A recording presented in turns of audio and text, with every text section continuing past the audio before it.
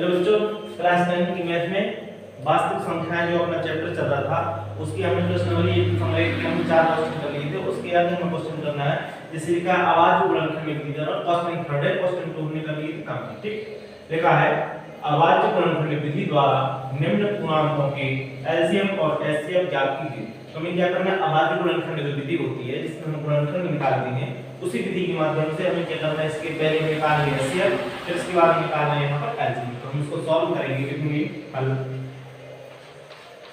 पहले इसका निकालेंगे अपन एचसीएफ, तो लिख देंगे एचसीएफ किस किस का निकालना है, 12, 15 और 21 का। तो सबसे पहले हम क्या करेंगे, इनकी गुणनखंड निकालेंगे। यहां पर 12 की गुणनखंड निकालेंगे, फिर 15 की गुणनखंड निकालेंगे और साथ ही साथ निकालेंगे अपन 21 की गुणनखंड। तो लिख देते 21। ठीक, तो सबसे पहले इसमें 2 का भाग जाएगा, 2 का देंगे 6 बार, फिर से 2 का देंगे 3 बार। अब इसमें 3 का भाग जाएगा, 3 एकम 3। ये हमने इसके गुणनखंड निकाल लिए। 15 का गुणनखंड निकालना है तो इसमें हम क्या करेंगे, सबसे पहले देंगे 3 का भाग। 3 का भाग 15 में दिया, 3 5 से 15। अब 5 में देना है तो 5 का एक बार देगा, 5 एकम 5 में 5 क्या है, अभाज्य संख्या।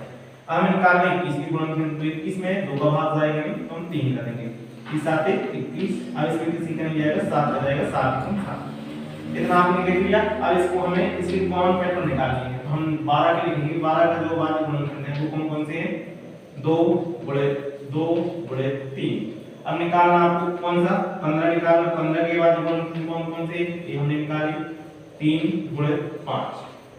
अब देखना आपको 21 के बाद गुणनखंड कौन कौन से, हम लिखेंगे 3 गुणे 7। तो आपने देखा 12 के बाद गुणनखंड में लिए 2 गुणे 2 गुणे 3, 15 के 3 गुणे 5, 21 का जो अभाज्य गुणनखंड है वो है 3 गुणे 7। अब हमें देखना है इसमें हाईएस्ट कॉमन फैक्टर, मतलब इसमें कॉमन कौन सी चीज, 3 इसमें है, 3 इसमें है, 3 इसमें है।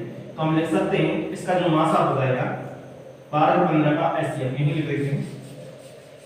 एचसीएफ इनका होगा वो हो जाएगा आपका 3। कितना हो जाएगा, 3। यहां पर अपन ने एचसीएफ निकाल लिया। अब निकालना क्या, आपको इसका निकालना एलसीएम। क्या निकालना, एलसीएम। एलसीएम निकालने के लिए हम क्या करते हैं, सभी संख्याओं का एक साथ निकालेंगे एलसीएम। तो हम लिखेंगे 12 15 और 21। इसका भी किससे, कौन सी विधि से निकालना है, अभाज्य गुणनखंड विधि से।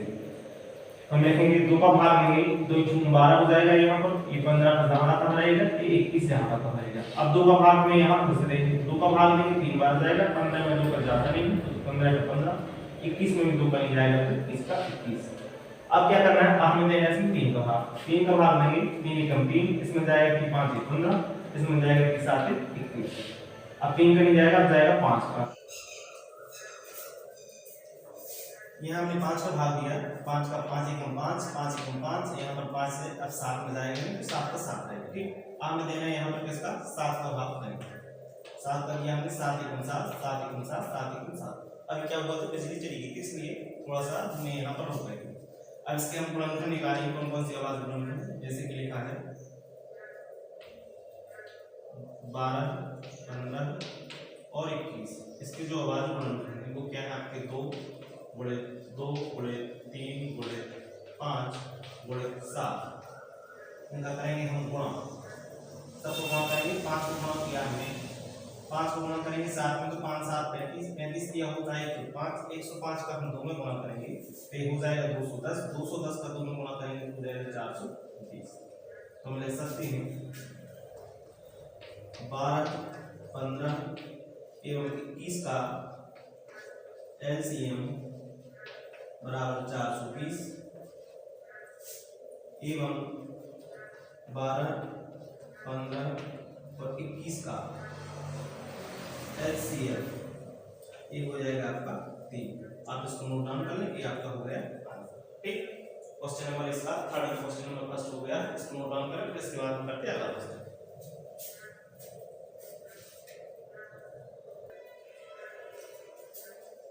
हम करेंगे इसी का सेकंड में क्या 17 23 29। इसके पहले निकालना क्या, एचसीएफ, फिर इसके बाद पहले एलसीएम फिर एचसीएफ। कोई भी चीज निकालना, पहले हम निकाल लेते हैं यहाँ पर एचसीएफ, तो इसका एचसीएफ निकालेंगे। तो एचसीएफ पहले निकालेंगे कितने का, 17 का, फिर यहाँ पर इसी का निकालेंगे किसका, 23 का, फिर यहीं निकालेंगे आप 29 का। तो ये सभी संख्याएं हैं जो वो है आपकी अभाज्य संख्या। कहीं जैसे 17 है, 17 में किसी का भाग नहीं जाता, सब एक का भाग जाएगा और 17 का स्वयं आएगा। ठीक, जैसे 23 है, 23 में भी एक का भाग जाएगा और 17 का 23 का भाग जाएगा। 29 है, 29 में एक का भाग जाएगा और साथ ही साथ जाएगा 29 का।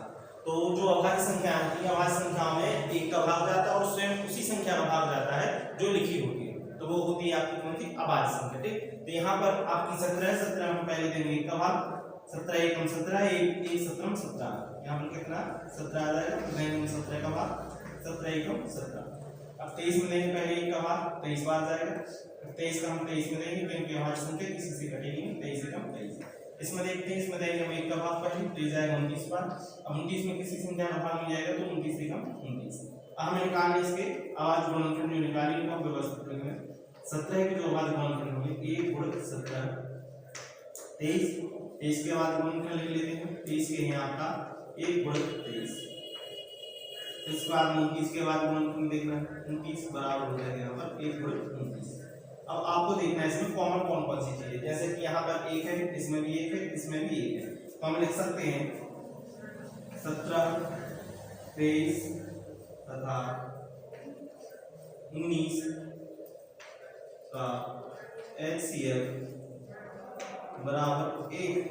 एचसीएफ कितना हो जाएगा, एचसीएफ हो जाएगा 1। अब आपको निकालना क्या है, हम निकालेंगे एलसीएम, तो लिखेंगे हम 17, 23 तथा 29 का एलसीएम, 29 का एलसीएम। ठीक, इनके हम एलसीएम निकालेंगे, 17 फिर 23 फिर 29। ये सारी संख्या कैसी है, अभाज्य संख्या, किसी भी अंक का भाग जाएगा नहीं। तो जब अभाज्य संख्या होती है, जब उनका एलसीएम निकालना होता है तो कुछ नहीं करते, जो संख्या की होती है उनका गुणा कर देते हैं। वैसा आपको नहीं करना, वैसे हम आपको बता रहे हैं। यहाँ पर 17 का भाग देंगे, 17 एकम 17, 23 जहाँ कहाँ आएगा, ये 29 है। ठीक, अब यहाँ पर क्या करना, 23 है तो 23 का भाग देंगे, 23 एकम 23, 23 एकम 23, यहाँ पर 29 हो जाएगा, 29 का 29। अब क्या करना है, यहाँ पर बचा आपका 29, तो 29 का भाग देंगे, 29 एकम 29, 29 एकम 29, 29 एकम 29। तो हम इनकी जो अभाज्य गुणनखंड है कौन कौन से, 17 बड़े लिख देते हैं, 17, 23 तथा 29 बराबर क्या हो जाएगा, 17 गुणित 23 गुणित 29। तो हम इन तीनों का गुणा करते हैं, जो आंसर होगा वही आपका क्या हो जाएगा, ऐसे हो जाएगा। सबसे पहले हम करते हैं 17 गुणित 23 में 17 का गुणा करेंगे, 23 गुणित 17 कितना आएगा, 17 3 क्या होंगे, 1 हासिल की 5, 17 का 2 बार करेंगे, 17 दूनी 34, 34 से 5 हो जाएगा 39, कितना आया 391। अब 391 है, 391 में हमें कितने का गुणा करना, 391 में करेंगे हम 29 का। पहले हम कर देंगे 9 का गुणा, 9 एकम 9, 9 नाम 81 की 1 हासिल की 8, 9 3 27, 27 और 8 कितना हो जाएगा, ये हो जाएगा आपका 35। यहाँ पर क्रॉस 2 का करेंगे, 2 एकम 2, 2 नाम 18 की 8 हासिल की 1, 2 3 6 और 1 कितना हो जाएगा 7।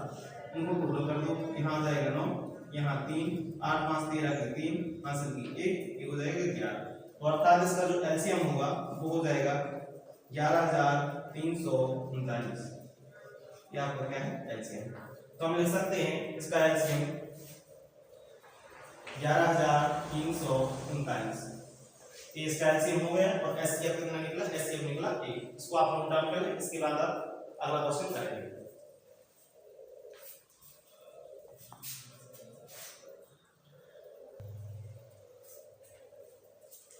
Question number 3। क्वेश्चन नंबर 3 में क्या है, 8 9 25। पहले इसका निकाल लेंगे आप एचसीएफ, फिर निकालना है एलसीएम। तो इसको हम सॉल्व करेंगे। हल क्वेश्चन नंबर 3 है, दो हम निकाल लेंगे। ठीक, एचसीएफ सबसे पहले इसके बाद गुणनखंड, फिर इसके तो हम 8 के बाद गुणनखंड निकालेंगे, फिर यहाँ पर निकालेंगे आप 9 के, फिर यहाँ निकालेंगे आप कितने 25 के, 25 9 8। सबसे पहले हम देंगे 2 का भाग, 2 का जाएगा इसमें 4 बार, 2 का भाग फिर से देंगे, 2 दूनी 4, फिर से देंगे 2 एकम 2, इसमें जाएगा किसी के लिए मतलब 3 का देंगे, 3 एकम 3, 3 त्रिका 9, फिर से 3 का भाग देंगे, 3 एकम 3। अब इसमें 25 है, 25 और 5 का भाग देना, बचा 25 5 एकम 5। तो इसके जो अभाज्य गुणनखंड है वो हम यहाँ पर लिख देंगे। लिखा है जैसे 8 के बाद गुणनखंड कौन कौन से हैं, अभाज्य के 8 के अभाज्य गुणनखंड 2 गुणित 2 गुणित 2, 9 के बाद गुणनखंड लिख लेते हैं 3 गुणित 3। 25 के बाद गुणनखंड क्या हो जाएंगे 25 के हो जाएंगे 5 गुणित 5। तो हम यहाँ पर देख रहे हैं आपको कॉमन फैक्टर की इसमें कौन कौन सा कॉमन है। यहाँ पर एक चीज और देख लो 25 है इसमें 1 का भाग हो, यहाँ पर 9 है क्योंकि किसी का भाग नहीं जा रहा मतलब 1 का साथ, इसमें 1 का भाग हो, यहाँ पर भी 8 है इसमें भी 1 का भाग। इसमें कॉमन क्या हो जाएगा गुणित 1 गुणित 1 गुणित 1। आप एक पहले ले लेना फिर उसके बाद में करते हैं। तो यहाँ पर इसके जो अवयव गुणनखंड हो जाएंगे उस अवयव गुणनखंड लिख देते हैं, नहीं तो आप लोग गलत कर लोगे। अब इसके अवयव गुणनखंड कौन कौन से हो गए 8 के अवयव गुणनखंड हो गए 1 गुणित 2 गुणित 2 गुणित 2। 9 के अवयव गुणनखंड क्या हो 1 गुणित 3 गुणित 3। 25 के अवयव गुणनखंड क्या हो 1 गुणित 5 गुणित 5। अब इसमें कॉमन कौन सी चीज है एक इसमें है एक इसमें है एक इसमें, तो हम क्या लिख सकते हैं 8 9 तथा 25 का मासा जैसे हम एचसीएफ बोलते हैं एचसीएफ बराबर 1 होगा, कितना होगा 1, तो हम लिख सकते हैं एचसीएफ बराबर 1। ठीक, अब इसी के निकालना है आपको क्या एलसीएम निकालने के लिए क्या है 8 है 9 है 25। ये भी क्या है आपकी अभाज्य संख्या है। अभाज्य संख्या का जब एलसीएम निकाला जाता है तब क्या करते हैं जो संख्या नहीं होती उनका मल्टीप्लाई कर देते हो तो उसका एलसीएम निकाला जाता है। फिर भी हम आपको बताएंगे, यहाँ पे लिखेंगे एलसीएम संख्या लिखेंगे कौन कौन सी संख्या है 8 है 9 है 25 है। तो हम सबसे पहले क्या करेंगे 2 का भाग नहीं 2 का 8 4 बार जाएगा, इसमें 9 जहां का रहेगा यहाँ 25। फिर से इसमें 2 का भाग देंगे 2 का देंगे 2 बार, यहाँ पर 9 रहेगा यहाँ पर 25 रहेगा। फिर से 2 का भाग देंगे 1 बार जाएगा 9 रहेगा यहाँ पर 25 रहेगा। फिर से हम 3 का भाग देंगे इसमें 3 का जाएगा क्योंकि और किसी संख्या का जाएगा 3 का 9 यहाँ पर 25 रहेगा। फिर से हम 3 का यहाँ पर भाग देंगे 3 एकम 3 3 एकम 3 25। 25 में हम 5 का भाग देंगे 5 एकम 5 5 एकम 5 पचम 25। फिर से हम 5 का भाग देंगे इसमें 5 एकम 5 5 एकम 5 5 एकम 5। तो इसके जो गुणनखंड हो जाएंगे वो कौन कौन से हम लिख सकते हैं 8 9 तथा 25 के जो अभाज्य गुणनखंड होंगे वो 2 गुणित 2 गुणित 2 गुणित 3 गुणित 5 गुणित 5। इनका गुणा कर दो जो भी होगा आंसर आ जाएगा। ठीक, 5 का गुणा करेंगे 5 में तो क्या हो जाएगा 25 25 का करेंगे 3 में 75 75 दूनी 150 150 दूनी हो जाएगा 300 300 दूनी हो जाएगा आपका क्या 900। फिर से एक बार और इसका एलसीएम निकाल लेते हैं। एलसीएम का जो गुणनखंड है कहीं गलत तो नहीं है, जैसे हमने 2 का भाग दिया 2 चौको 8 ठीक है, इसके बाद में 3 का दिया 3 तक 9 ठीक है। हाँ तो यहाँ करेंगे हम 25 25 दिया 75 75 दूनी 150 150 दूनी हो जाएगा आपका कितना 300 300 दूनी हो जाएगा 900। अच्छा एक 3 यहाँ पर कम लिखा है सॉरी 3 गुणित 5 गुणित 5 अब करो 2 दूनी 4 4 दूनी 8 8 पंचे 40 पचम 25 25 दिया 75 75 का करेंगे इसमें 150 का इसमें करेंगे कितना हो जाएगा 300 300 का इसमें करेंगे तो 600 600 का इसमें करेंगे तो 1800। आप इसका गुणा कर सकते हैं, इसका एलसीएम जो होगा वो हो जाएगा 18। तो हम लिख सकते हैं 1800 जो संख्या दी है 8 9 25 इसका एचसीएफ हो जाएगा आपका 1 और इसका एलसीएम हो जाएगा आपका 1800। यहाँ पर ये वाले क्वेश्चन हो जाएंगे कंप्लीट। इसके बाद हम करना है चौथा नंबर का क्वेश्चन, इसको नोट डाउन करें इसके बाद हम दूसरा क्वेश्चन करेंगे।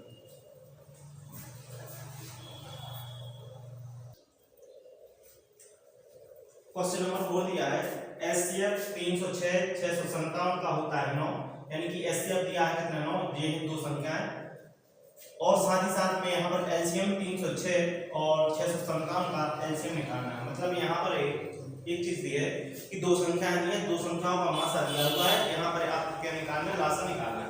तो हम क्या करते हैं लिखेंगे यहाँ पर इसका सूत्र होता है दो संख्याओं का गुणनफल बराबर एचसीएफ इनटू एलसीएम। ठीक, तो हम लिखेंगे दो संख्याओं ये पहले लिख लो एचसीएफ बराबर एचसीएफ बराबर कितना है 9 है। एलसीएम आपको ज्ञात करना है तो इसका जो संख्या दी है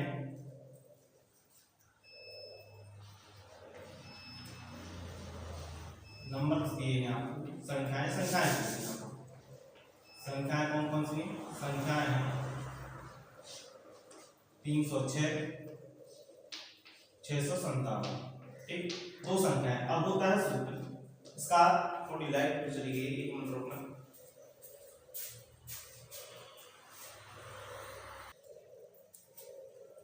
इसको करते हैं। सूत्र क्या है? सूत्र होता है दो संख्याओं का गुणनफल। यहाँ पर दिया एचसीएफ दिया कितना 9 दिया है और संख्या कितनी है 306 और 657। अब हमें इसका निकालना क्या है? इसका निकालना हम एलसीएम। तो एलसीएम निकालने के लिए हमें एक सूत्र है, सूत्र को हम यहाँ पर लिखेंगे। फॉर्मूला इसको बोलते हैं दो संख्याओं का गुणनफल। लिखेंगे दो संख्याओं का गुणनफल बराबर, ये आपकी बुक में दिया हुआ है, दो संख्याओं का गुणनफल बराबर एलसीएम इनटू एचसीएफ। ठीक, जब आपके पास एचसीएफ हो और साथ ही साथ आपका क्या हो, दो संख्या हो, तब की कंडीशन हम क्या करते हैं? सूत्र लिखते हैं दो संख्याओं का गुणनफल बराबर एलसीएम इनटू एचसीएफ। तो आपके पास संख्याएं कौन कौन सी हैं? संख्या आपकी पहली संख्या 306, तो लिखेंगे 306 गुणित दूसरी संख्या हो जाएगी 657 बराबर में एलसीएम। आपको पता नहीं है, एलसीएम ज्ञात करना है। एचसीएफ कितना है? एचसीएफ है आपका 9।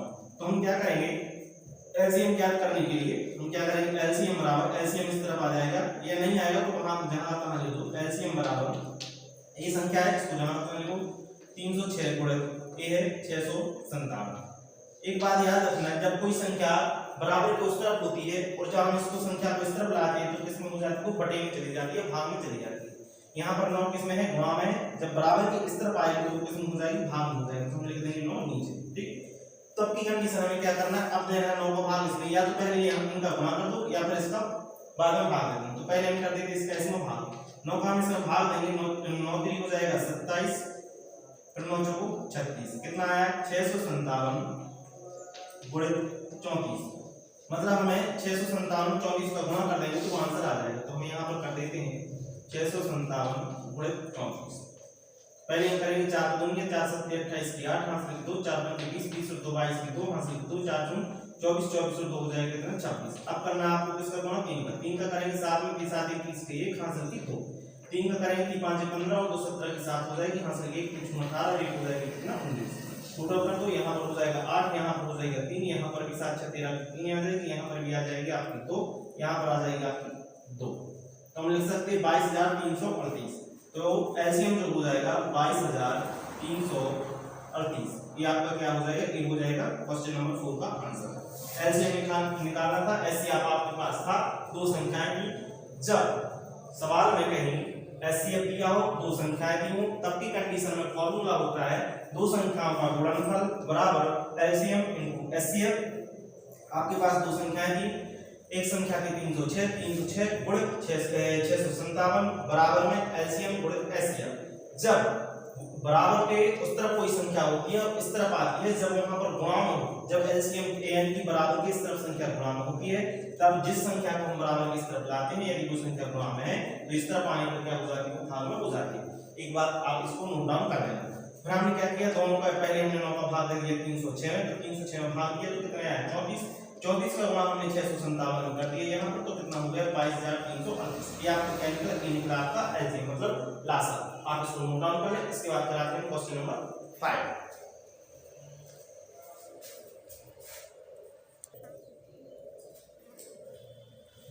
क्वेश्चन नंबर 4 कर लिया, हम करेंगे क्वेश्चन नंबर 5। क्वेश्चन नंबर 5 में जांच कीजिए कि क्या किसी संख्या n के लिए 6 पर n की घात अंक 0 पर समाप्त हो सकती है या नहीं।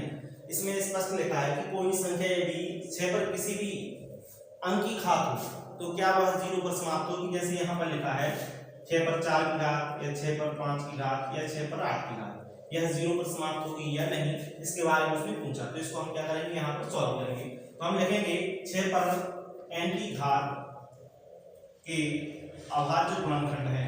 इसके पहले हम अभाज्य गुणनखंड निकालेंगे। अभाज्य गुणनखंड कौन कौन से अभाज्य गुणनखंड हैं, इसके अभाज्य गुणनखंड निकालेंगे। अब यानी कि हम इसको किस प्रकार लिख सकते हैं? 6 को हम लिख सकते हैं 2 गुणित 3। इस रूप में लिख सकते हैं 2 गुणित 3। इस पर घात कितनी की हो जाएगी? हो जाएगी 3। 6 पर n की घात के अभाज्य गुणनखंड बराबर हम लिख सकते हैं 2 गुणित 3 पर n की घात। 2 गुणित 3 मतलब 3 दूनी 6 हो जाएगा, 6 है और n की घात है तो n की घात जहां की तहां लगा दें। अब यहाँ पर आपको याद रखना, जब किसी भी संख्या पर n की घात होती है, ठीक, तो उसकी कंडीशन हम क्या करते हैं, जब कोई प्राकृतिक संख्या होती है उस पर n की घात लगानी होती है, तब उसको हम 2 गुणित 5 के रूप में लिखते हैं। तब तो कंडीशन बनेगी कि 2 गुणित 5 बराबर होता है कितना, 10। अब इकाई के अंक पर 0 रहेगा तभी तो जाके वो 0 पर समाप्त होगी कोई भी संख्या। तो हम नियम लिखेंगे, जब कोई प्राकृतिक संख्या जब कोई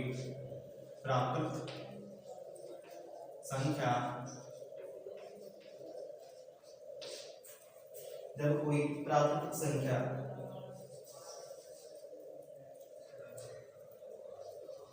एक मिनट,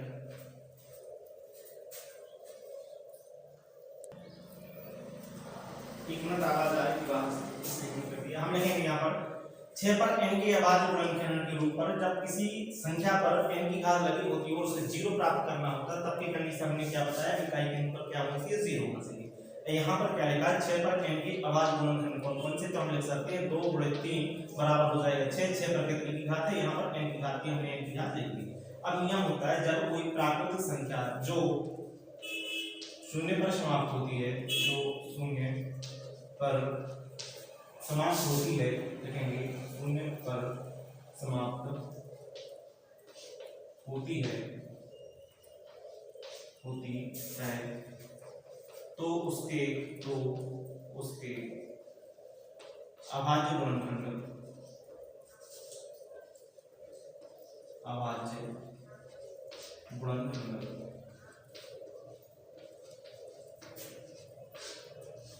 दो गुणित 5 पर n की घात के रूप में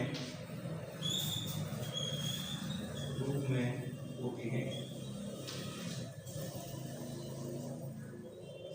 2 गुणित 5 के रूप में क्या होते हैं, क्योंकि 2 का जब 5 में गुणा करते हैं तो 10 हो जाएगा। इकाई के अंक पर क्या आ जाएगा, 0। मतलब जब इकाई के अंक पर 0 रहेगा और किसी भी संख्या पर कितने की घात हो, तब भी कंडीशन क्या होता है, 0 हो जाता है। जैसे हम यहाँ करेंगे 2 गुणित 5 पर 4 की घात बराबर यहाँ पर क्या हो जाएगा, 10 हो जाएगा। 5 दूनी 10, 10 पर कितने की घात, ये 4 की घात, हमने 4 की घात लगा ली। n का मतलब है यहाँ पर कोई अंक की घात, ठीक। तो यहाँ पर कितने की घात है, 4 की घात। अब हम क्या करेंगे, यदि हम 10 को 4 की घात का मतलब क्या है, जितनी संख्या पर जितनी की घात लगी होती है उसको हम उतनी संख्या बार गुणा करते हैं। तो ये 10 पर कितने की घात है, 4 की, तो हम क्या करेंगे 10 गुणित 10 गुणित 10 गुणित 10 गुणित, ठीक। इनका कर देंगे हम गुणा, 10 धाम 100, 100 का 10 में गुणा करेंगे 1000, 1000 का 10 में गुणा करेंगे तो कितना हो जाएगा, 10000। इकाई पर 0 प्राप्त हुआ, वही है कि यहाँ पर इकाई पर 0 प्राप्त हुआ कि नहीं।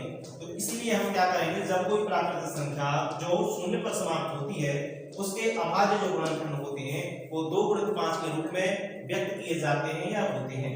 यदि 2 गुणित 5 के रूप में नहीं है तो वह संख्या क्या है, अभाज्य यानी शून्य पर समाप्त नहीं होगी। इस प्रकार क्या है, 6n के अभाज्य गुणनखंड है जो 2 गुणित 3 के रूप में है, 2 गुणित 5 के रूप में नहीं है। इसलिए हम लिख सकते हैं 6 पर n की घात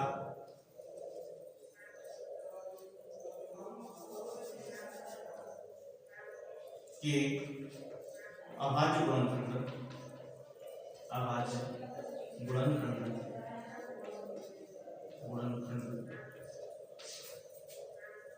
2 गुणित 5 पर n की घात के रूप में नहीं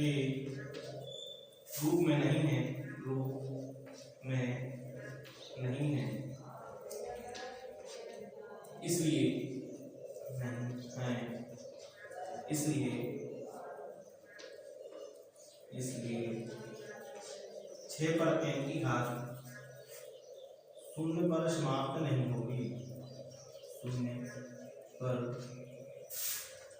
समाप्त नहीं होगी।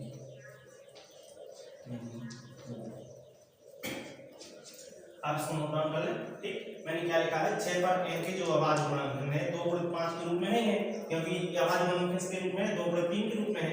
2 गुणित 5 पर n की घात के रूप में नहीं है, इसलिए 6 पर n की घात 6 पर n शून्य पर समाप्त नहीं होगी। इसको आप नोट डाउन कर लें, ये नियम याद रखना है, ठीक है, तब आपको समझ में आएगा।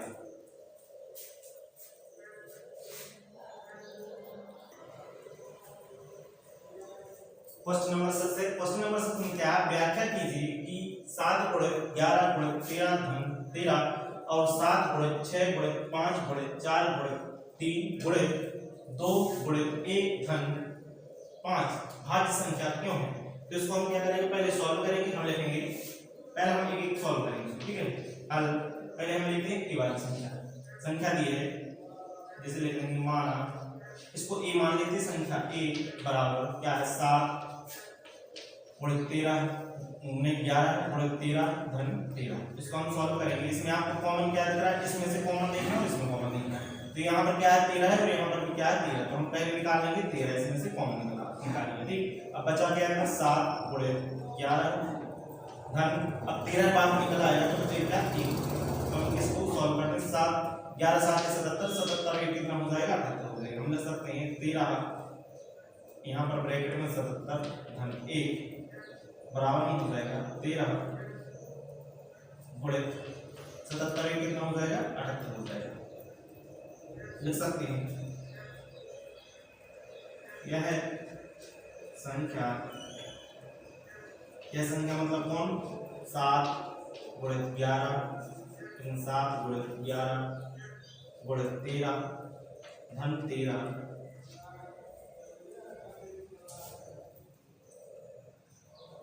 एक भाज्य संख्या है, एक भाज्य संख्या है क्योंकि इस संख्या के अभाज्य गुणनखंड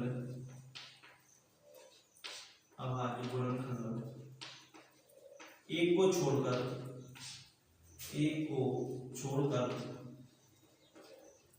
दो से अधिक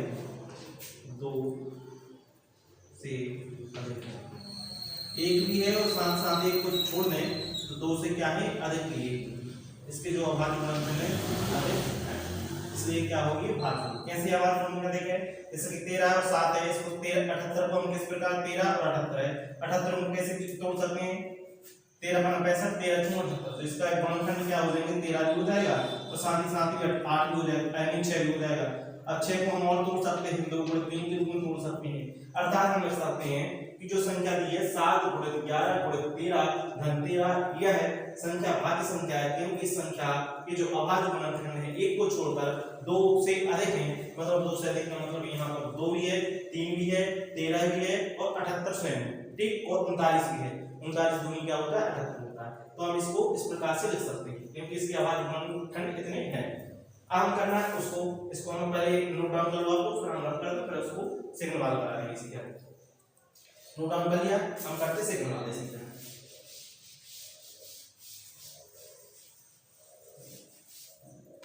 इसको माना था फर्स्ट वाले को अपने मान लिया था a, इसको मान लेंगे अपन क्या b, इसको b लिखने के माना b। संख्या कौन कौन सी है 7 गुणे 6 गुणे 5 गुणे 4 गुणे 3 गुणे 2 गुणे 1 धन 5। इस संख्या में भी आपको क्या कॉमन दिख रहा है, कोई संख्या कोई अंक कॉमन है, जैसे कि यहाँ पर 7 है, यहाँ पर 7 नहीं है, 6 यहाँ पर है, यहाँ पर नहीं है, 5 यहाँ पर भी है और 5 यहाँ पर भी है। तो जो संख्या दोनों में मिल जाए, दोनों पदों में मिल जाए तो उसमें संख्या निकाल लेते, कॉमन निकाल लेते। 5 यहाँ है, 5 यहाँ पर भी है, तो हमने क्या कर लिया 5 बार निकाल लिया। यहाँ पर क्या बचा आपका 7 गुणे 6 गुणे 4 गुणे 3 गुणे 2 गुणे 1 धन 1, ठीक। इनका कर दो मल्टीप्लाई, फिर इसके बाद में जोड़ देना। यहाँ पर लिखा 5 का 5, ये रहेगा आपका 3 3 6 6 चौको 24, 24 का हम इसमें गुणा करेंगे, 24 छक्का हो जाएगा 144, 144 गुणे 7 लिखेंगे, 144 गुणे 7, 7 चौको 28 की हो जाएगी कितनी 8 हासिल की 2, 7 चौको 28, 28 में 2 हो जाएगा 30 का 0 हासिल 3 7 और 7 3 10। यहाँ पर कितना हो जाएगा 1008 धन का निशान कितना है 1 है 1 तो हम लिखेंगे 5 गुणे 1009। तो हम लिख सकते हैं 5 गुणे 1009, यह भी क्या है भाज्य संख्या है क्योंकि इसके जो अभाज्य गुणनखंड है एक को छोड़कर इसके 1 से 2 अभाज्य गुणनखंड हम लिख सकते हैं। यह संख्या कौन कौन सी है 7 गुणे 6 गुणे 5 गुणे 4 गुणे 3 गुणे 2 गुणे 1 धन 5 संख्या भाज्य है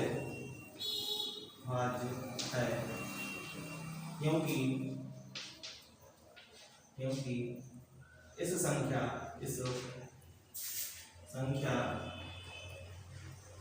के अभाज्य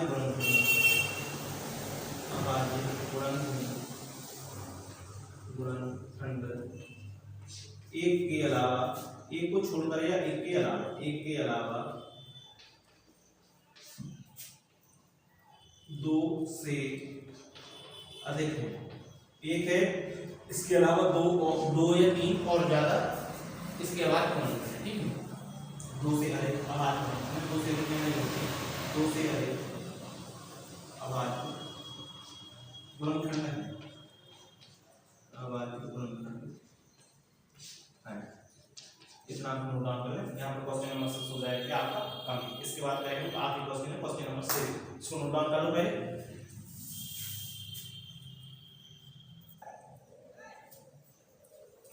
क्वेश्चन नंबर 7 में क्या दिया हुआ है, किसी खेल के मैदान के चारों ओर एक वृत्ताकार पथ है। इस मैदान का एक चक्कर लगाने में सोनिया 18 मिनट जबकि रवि एक चक्कर 12 मिनट में लगाता है। वे दोनों एक ही स्थान और एक ही दिशा में चलते हैं तो कितने समय बाद वे पुनः प्रारंभिक स्थान पर मिलेंगे। तो यहाँ पर क्या करना है, हम लिखेंगे, इसको सॉल्व करते हैं। सोनिया एक चक्कर लगाती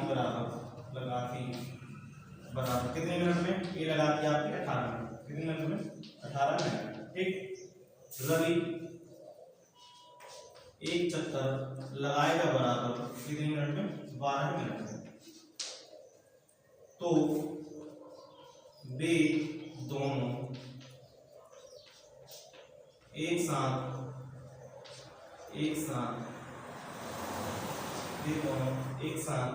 प्रारंभिक स्थान, वे दोनों एक ही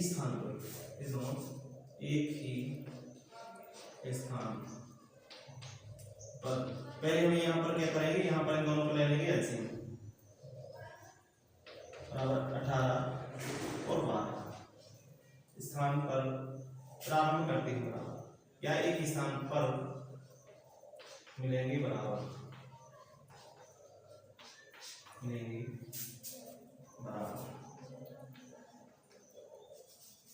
इतना आपको पहले नोट डाउन करने, 1 मिनट आधा जारी थोड़ा सा क्लियर करना है। अब ठीक हो गई। अब दोनों एक ही स्थान पर मिलेंगे, पहले मिलेंगे इसका एलसीएम, फिर इसके बाद मिलेंगे इसका एलसीएम। तो एलसीएम को निकाल लेते हैं। एलसीएम क्या है, दोनों का एलसीएम निकालना है, तो एलसीएम हम निकाल लेंगे। तो इसका एलसीएम कौन से एलसीएम निकाल लो, इसका 18 और 12 क्या निकालना है, यहाँ पर एलसीएम निकालना। इसके गुणनखंड निकाल लेते हैं, जैसे 18 के गुणनखंड हो गया भाग, यहाँ पर निकाल लेते हैं, और 12 को यहाँ पर निकाल लेते हैं। 2 का भाग जाएगा 9 बार, फिर 3 का भाग जाएगा 3 का 9, फिर 3 का जाएगा 3 का 3। इसमें देंगे 2 का भाग 2 3 12, फिर से हम 2 का भाग देंगे इसमें 2 3 6, फिर से 3 का भाग देंगे 3 का 3। इसके बाद गुणनखंड हम 18 को कैसे लिख सकते हैं, 2 गुणे 3 गुणे 3, और जबकि 12 को कैसे लिखेंगे 2 गुणे 3। तो इसमें कौन सी कॉमन है, 2 यहाँ पर है, 2 यहाँ पर है, 3 यहाँ पर है, 3 यहाँ पर है। तो इसका जो मासा हो जाएगा लिखेंगे 18 तथा 12 का एलसीएम बराबर हो जाएगा कितना, 6। लासा कितना है, तो एलसीएम हम क्या करेंगे, एलसीएम इन दोनों का एलसीएम निकाल लेते हैं। एलसीएम निकाल के दोनों का, तो हम लिख सकते हैं एक साथ मिलेंगे बराबर कितने मिनट में, वो निकालना है। एक साथ मिलेंगे बराबर 18 गुणे 12 बराबर बटे में 6 का भाग दे दो, 6 दूनी 12, तो इसका आंसर हो जाएगा 36 मिनट बाद फिर पुनः क्या करेंगे, एक बार फिर से मिलेंगे 36 मिनट बाद। आप इसको नोट डाउन कर लें कि आपका क्या हो जाएगा, आंसर हो जाएगा, ठीक। यहाँ पर इसके बाद हो जाएगी एक्सरसाइज कंप्लीट। इसके बाद हम करेंगे अगले एक्सरसाइज कौन सी हो जाएगी, 1.2। ये यहाँ पर 1.1 क्या हो जाती है, कंप्लीट हो जाती है। चैप्टर वास्तविक संख्या है, क्लास 10th है, मैथ है। इसी प्रकार की वीडियो प्राप्त करने के लिए मेरे चैनल को शेयर और सब्सक्राइब जरूर करें। बहुत बहुत धन्यवाद।